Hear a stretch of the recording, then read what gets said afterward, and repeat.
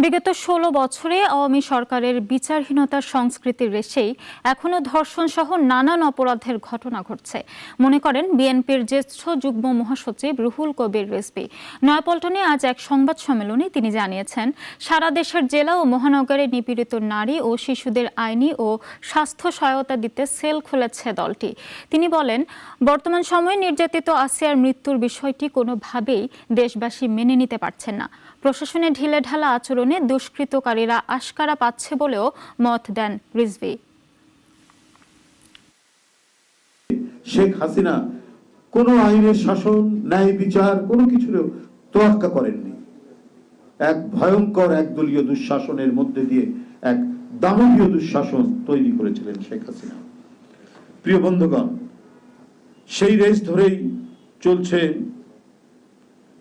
চলেছে এখনো নারী শিশু নির্যাতনকারীরা যেন ওত পেতে বসে আছে। সেই রেসটা এখনো সম্পূর্ণ কাটিয়ে ওঠা যায়নি পরিবর্তিত পরিস্থিতিতে।